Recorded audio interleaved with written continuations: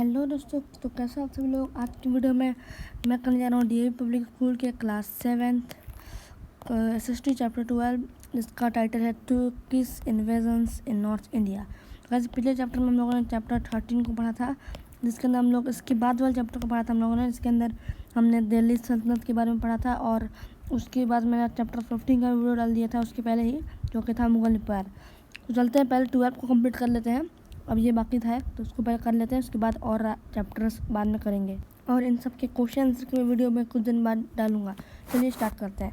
तो इस चैप्टर में हम लोगों को मेनली दो आक्रमणकारियों के बारे में पढ़ना है, जो कि पहला है महमूद गजनी और दूसरा है मोहम्मद गोरी। तो पहले हम इसके बारे में पढ़ेंगे, उसके बाद इसके बारे में पढ़ेंगे, क्योंकि पहले ये आया था फिर ये आया। तो ये स्टार्ट करते हैं चैप्टर को। तो इस चैप्टर में बोला गया है कि many small kingdom emerge powerful in different part of India. मतलब इस टाइम पर एकदम छोटे छोटे किंगडम्स इमर्ज थे, मिले हुए थे पूरे इंडिया के अंदर। तो पर उसका रूल लिमिटेड था, मतलब बस ये मान लो कि एक राजा है ना, तो बस इतना जगह तक ही राज कर पा रहा है, तो ऐसा लिमिटेड था इसके अंदर। और दूसरी बात थी कि जो राजपूत थे वो एक दूसरे से ही लड़ते थे। मतलब यहाँ पे एक राजपूत, यहाँ पे राजस्थान में एक, मतलब यहाँ भी एक, यहाँ भी एक, तो सब एक दूसरे से लड़ते थे। अगर एक साथ मिल जाते तो इतना बड़ा एम्पायर बन सकता था, पर नहीं मिलते थे। वो लोग एक दूसरे से लड़ते थे राज जीतने के लिए। तो उसका फ़ायदा उठाकर तुर्क को एक आइडिया आया कि हम इंडिया पर अटैक करते हैं, इंडिया कमज़ोर है। तो जब पहले पढ़ते हैं स्टार्टिंग से क्या हुआ। पहले तो ये अट्रैक्ट हो गया तुर्क।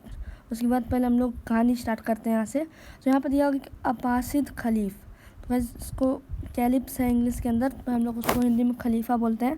तो ये जो कैलिप्स इसका मतलब होता है राजा। तो ये तुर्किस्तान का है, तुर्क मतलब तुर्किस्तान के लोग।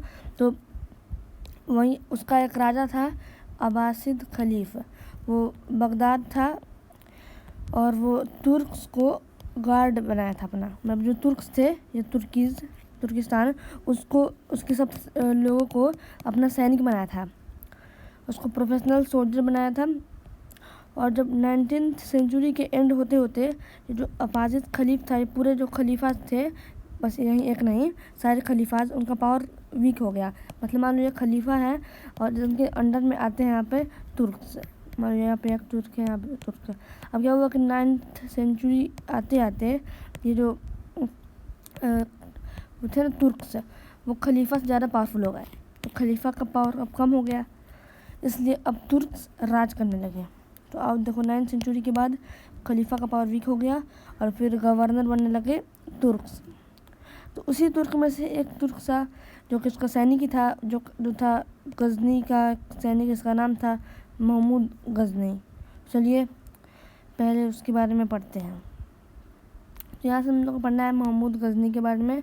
तो उसके बारे में दिया गया है कि जब बाद में मोहम्मद जो एक खलीफा था, इसका पावर वीक हुआ, तो बाद में तुर्क्स बनने लगे। उसमें से एक राजा था वो मोहम्मद गजनी, मतलब उसको महमूद गजनी बोलते हैं, वो राजा बन गया। तो आइए पहले पढ़ते हैं। तो Mahmud Ghazni was born in 971 CE। तो महमूद गजनी का जन्म कब हुआ था? 971 CE में हुआ था जन्म, ठीक है। और वो राजा बना 1998 में, 1998 नहीं, 998 CE में बना था राजा। और फिर ये डिसाइड किया कि नॉर्थ वेस्ट इंडिया को हमला करते हैं। नॉर्थ वेस्ट यानी ये नॉर्थ और ये वेस्ट, इस इंडिया पर हमला करते हैं, क्योंकि यहाँ से तुर्क पहले यहीं से घुसेंगे, वहाँ तुर्किस्तान है तो उधर से आएंगे तुर्क, तो पहले सबसे पहले इसी में आएंगे। इसलिए उसने पहले सोचा कि इस पार्ट पर हमला करते हैं और तुर्क का राजा बनाते हैं, यहाँ पर इस जगह को जीत देते हैं। पर वो उसको लगा था कि इंडिया पर जीतना बहुत आसान है, पर नहीं जीत पाया वो। तो आप देखो कि पहले वो नहीं जीत पाया था, तो वो गुजरात प्रतिहार एम्पायर को वीक हो गया था उस टाइम पर। तो उसको बैटल हुआ, राष्ट्रकूट के साथ लड़ रहे थे पल्लवाज और राष्ट्रकूट। तो इसलिए मोहम्मद गोरी था, उसने हमला किया।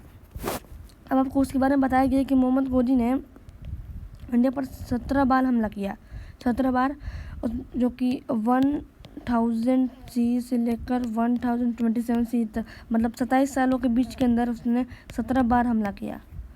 मतलब सोचो कितना ज़्यादा हमला किया इंडिया पर 17 साल तक। अब ये क्यों हमला किया, ताकि पर जितने बार हमला किया ना उतने बार भारत के अंदर घुस नहीं पाया, क्योंकि हमारे राजपूत रूलर थे उसको भगा दे रहे थे। इसलिए अब देखो जवाब दिया गया है कि जो ये क्यों हमला किया, ये चाहता था कि उसका जो एक गजनी है, गजनी एक जगह का नाम था, इसलिए इसका नाम महमूद गजनी पड़ा। जो गजनी है वो छोटा सा पहाड़ी इलाका है, स्मॉल हिली एंड पुअर रीजन, और वो उसको एक पावरफुल एम्पायर बनाना चाहता था, एक छोटे से जगह को बहुत बड़ा एम्पायर। इसने जो अट्रैक्ट किया ग्रेट वेल्थ ऑफ इंडिया, मतलब पहले जो इंडिया था उसको सोने की चिड़िया कही जाती थी, उसके अंदर बहुत ज़्यादा पैसा था, तो उसके लालच में वो यहाँ पे आया कि सब लूट लेंगे और अपने ले जाएंगे और पूरा अपना राज्य बना देंगे बहुत बड़ा। तो आगे बढ़ते हैं।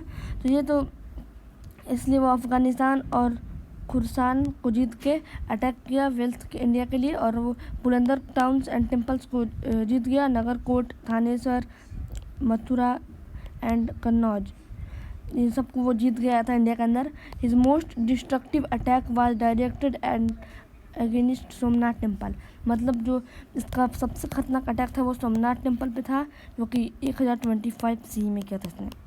तो this temple was situated on the sea coast of Gujarat. तो यहाँ पे इसका एक पिक्चर भी दिया गया है, आप लोग को और अच्छे से दिखाने के लिए आपको दिखा दे रहा हूँ।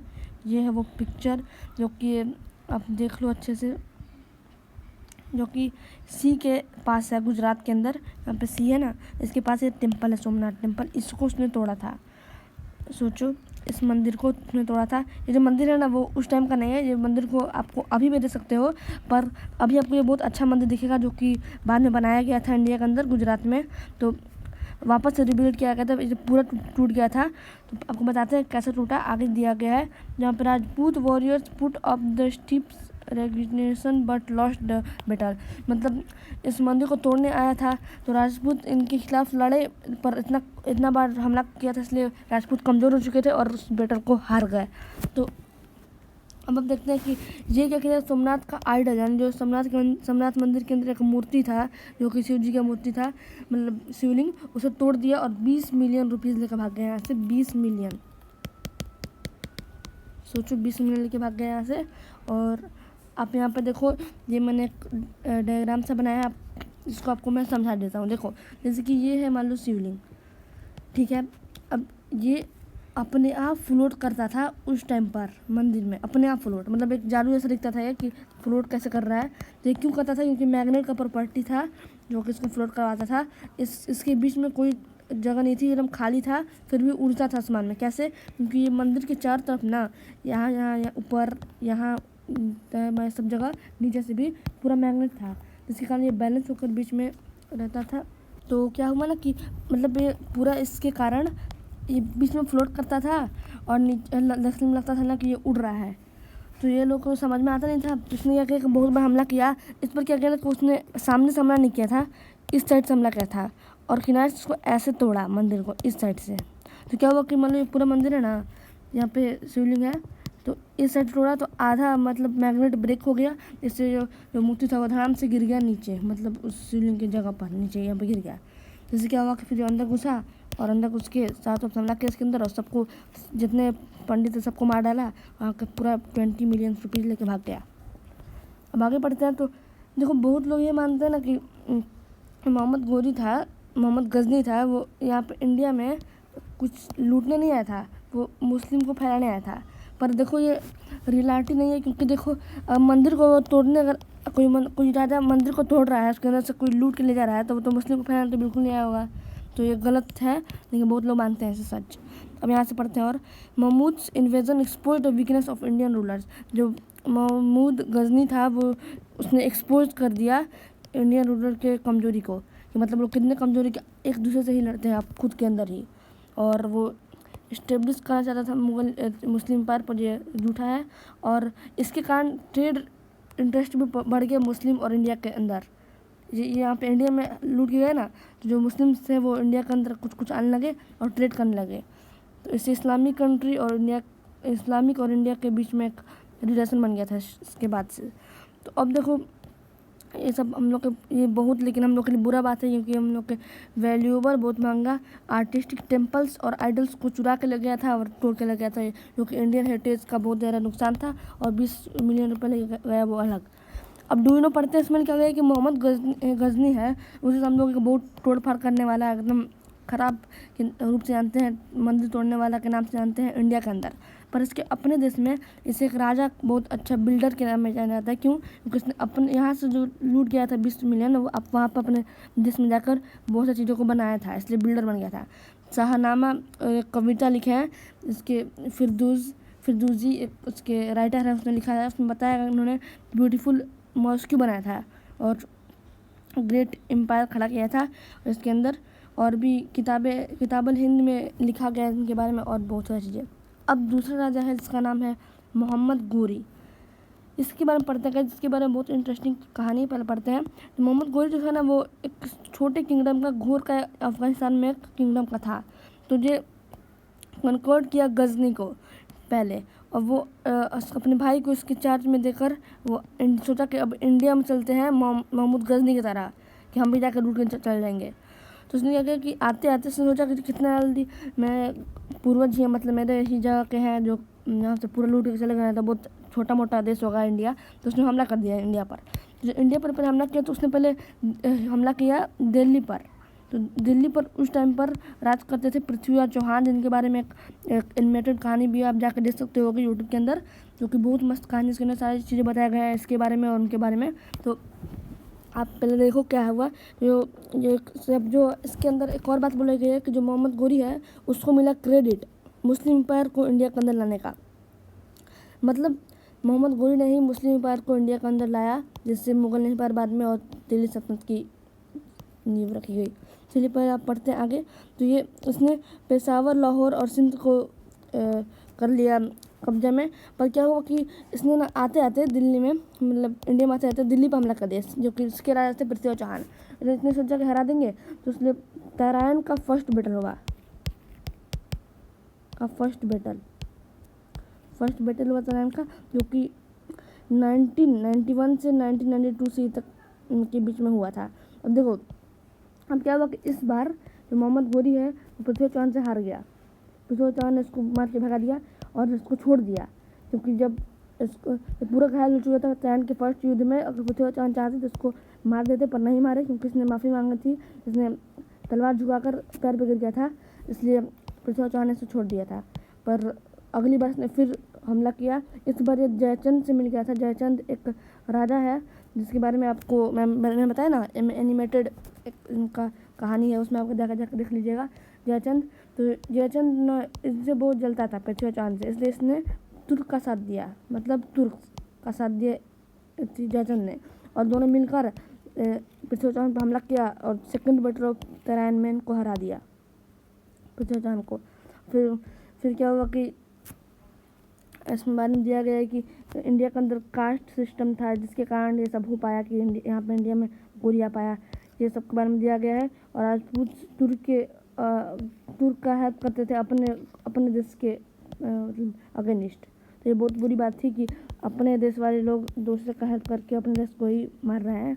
तो इसलिए ये सब कांड हम लोग के हारने का। और दूसरा कांड ये था कि जो राजपूत थे उनके पास बहुत ओल्ड मेथड था, मतलब लड़ाई करने का। मतलब जैसे कि जो तुर्क थे उनके पास बहुत सारी चीज़ें आ गए थे, घोड़े उनके पास बहुत थे तुर्क के पास, पर जो हमारे इंडियन लोग थे उनके पास हाथी था। तो हाथी को देखो स्पीड हाथी का बहुत कम होता है, तो वो बहुत धीरे धीरे चलता था। और दूसरी बात, अगर कोई भगदड़ मच गई, मतलब कोई चोट लग गया हाथी को, तो वो अपने ही सैनिक को कुचल देता था, जिससे बहुत दिक्कत होती थी। इसलिए यही सब कारण था जिससे इंडियन लोग हार गए। और यहाँ पर दिया गया है डुइनो में कि जो गुजरात को कॉन्कर्ड करने आया था वो गोरी, पर वहाँ पे उसके राजा से किंग भीमदेव, और भीमदेव ने गोरी को ऐसा हराया कि इसने कभी भी आँख उठाकर वापस गुजरात की तरफ नहीं देखा। और फिर यही कहानी ख़त्म होती है। और अगर आपने यहाँ तक वीडियो देख लिया है तो वीडियो को लाइक और चैनल को सब्सक्राइब कर दीजिएगा। Thanks for watching, bye bye. अगले वीडियो मिलेंगे इस चैप्टर क्वेश्चन के साथ, और भी सारे चैप्टर के क्वेश्चन के साथ, चैप्टर 13, 15 और जिस चैप्टर के साथ। तब तक के लिए बाय, मिलते हैं किसी और वीडियो में नए टॉपिक के साथ।